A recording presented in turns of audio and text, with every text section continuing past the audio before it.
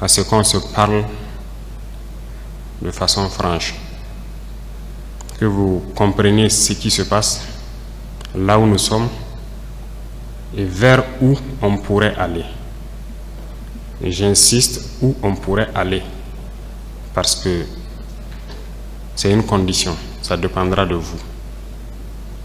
Vous êtes les acteurs de la société burkinabé et je pense que l'avenir de ce pays-là est aussi entre vos mains. Donc, chacun à son niveau doit pouvoir faire un mea culpa et se demander qu'est-ce que j'apporte à cette patrie.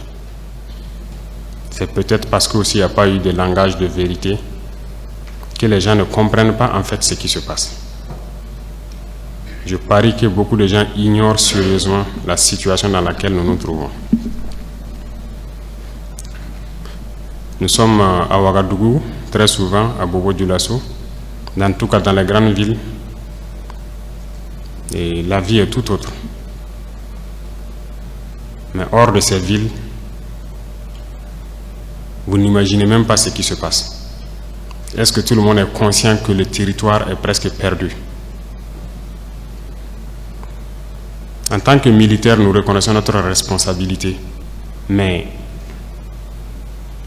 qu'est-ce qui a mené l'armée à être comme ça? C'est ça aussi la question qu'il faut se poser. Parce qu'elle a été politisée.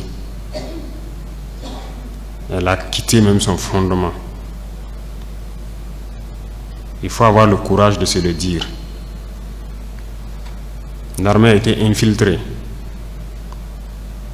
Et chacun agit en fonction donc de certains bords politiques. Nous observons depuis très longtemps. Nous combattons et nous observons. Et à un moment donné, on a eu espoir que ça va cesser, notamment avec les événements du 24. Mais ça n'a pas cessé. Et ça continue. Ces événements du 30 sont arrivés. Je vais vous dire ce soir où est-ce que nous en sommes, où est-ce que nous partons. Et chacun serait libre, à partir de cet instant, de son action future, soit pour la patrie ou contre la patrie. De toute façon, nous sommes tous dans ce pays et vous comprendrez avec la présentation que personne ne va pouvoir quitter. Déjà entre Bobo et Ouaga, ça devient difficile. Quand la route sera coupée, que peut-être certaines personnes vont prendre conscience. Parce que ce n'est pas permis à tout le monde de prendre l'avion entre Bobo et Ouaga. Si c'est ce pays que nous voulons, eh bien, allons-y. Souvent, je me pose la question, est-ce qu'on se demande d'où vient le terrorisme? Pourquoi le terrorisme? Tout n'est pas terrorisme. Nous avons contribué, quand je dis nous, c'est la société, contribué à ce que cette situation arrive. Mais j'ai marché à travers une partie du Sahel. Je ne dis pas rouler, marcher à pied à travers le Sahel. Donc j'ai pris le soin de bien voir ce que c'est que le Sahel. Et je ne suis pas sûr que ici vous l'avez fait. J'ai marché de Gorom, passant par Oursi, aller à Déou, Tinakov, Tinasan, revenir sur Marcoy. Cette partie, on l'a fait. On a vu comment les gens vivent là-bas. Et on l'a fait, ça vaut 10 ans de cela. Et c'était prévisible que cette situation va arriver. Ça veut dire que c'est nous qui avons créé cette situation. La gouvernance. Il faut qu'on se dise cette vérité. On a tout fait pour abandonner certains peuples à cause de nos intérêts égoïstes. On ne pense qu'à nous. Comme jusqu'aujourd'hui, on voit les gens meurent ailleurs, mais à Ouagadougou, on fait la fête. On n'a aucune pitié pour l'autre.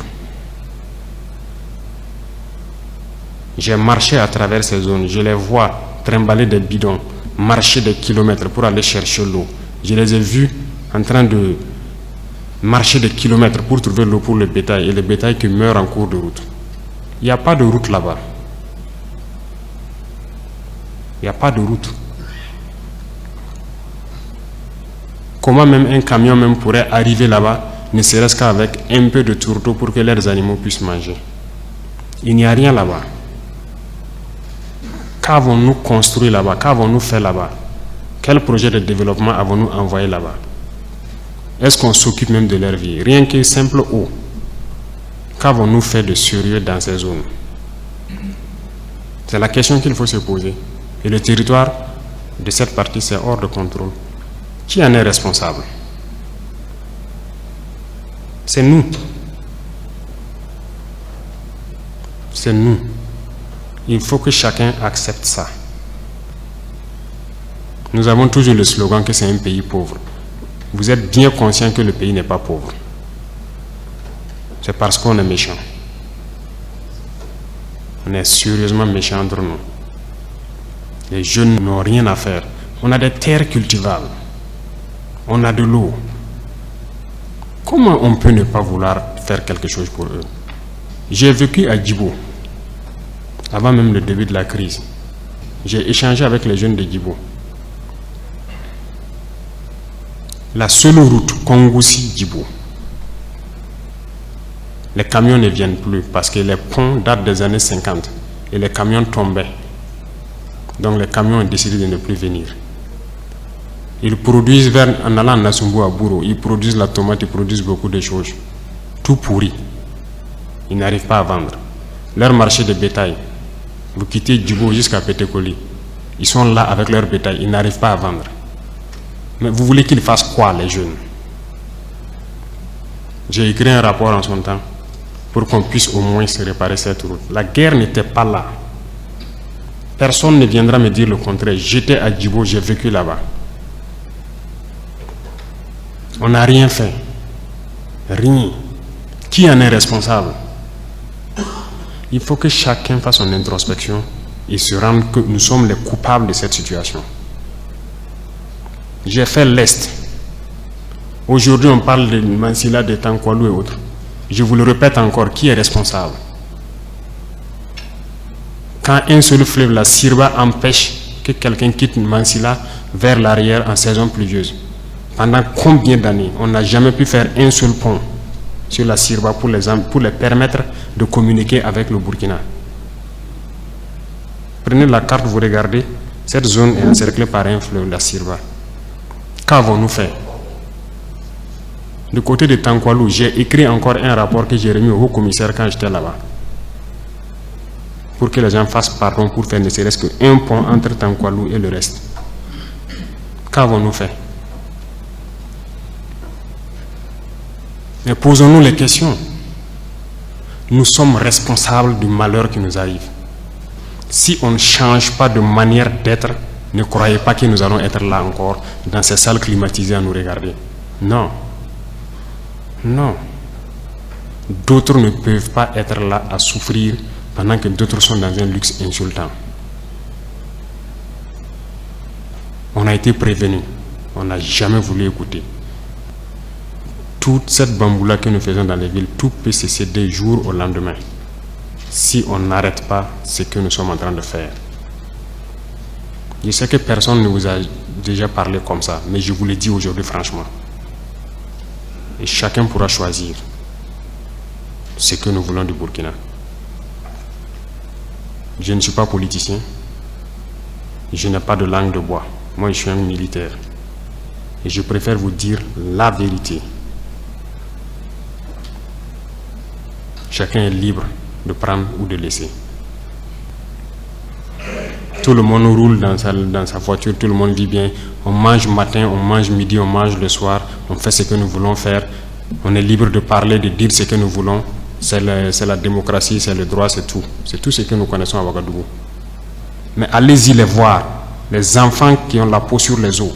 Allez voir les vieillards qui meurent de faim. Allez voir ces femmes qui ne peuvent plus allaiter parce qu'elles n'ont plus rien dans le sein. Allez les voir. Ne faisons pas semblant.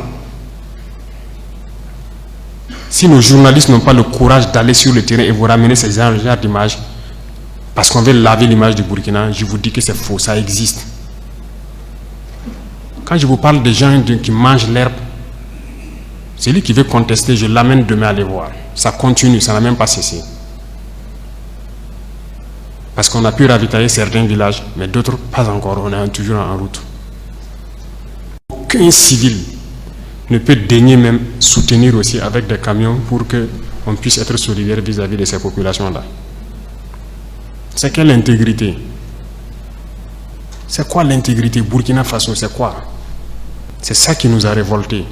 Et on est toujours révoltés. Tant qu'on ne va pas soigner les maux de ce pays-là, on sera toujours révoltés. Pour l'instant, on a pu, dans l'armée quand même, réaliser quelques camions et transporter les vivres avec nos propres moyens, bien qu'on a loué d'autres même ajoutés, vers des populations qui mouraient de faim. Et même dans cette location, j'ai vu qu'il n'y a aucune pitié. Des citoyens savaient que c'est pour aller là-bas, mais ils sont restés sur leurs tarifs. C'est pour dire que la solidarité là, a disparu au Burkina. Ayez pitié des gens, ayez pitié de la jeunesse, ayez pitié des enfants. Qu'est-ce qu'ils ont fait ces villageois-là pour que quand le soleil tombe, eux ils se retrouvent dans les grottes, dans les arbres, ils quittent le village. Et le matin ils se pointent, ils regardent pour voir si tout va bien avant de revenir. Ils dorment dans la brousse, ils ne peuvent pas dormir chez eux. On ne vous dit pas ces vérités, c'est la réalité du Burkina comme ça. On ne voit que nos villes. Nous sommes responsables de ce qui nous arrive. Et nous serons entièrement responsables de ce qui va suivre. Soit c'est du bon ou c'est du mauvais, ça dépendra de nos comportements dans le futur. Chacun n'a qu'à donner le meilleur de lui-même. Et je pense qu'on peut y arriver. Je suis optimiste, j'ai foi. Et Inch'Allah, on va y arriver.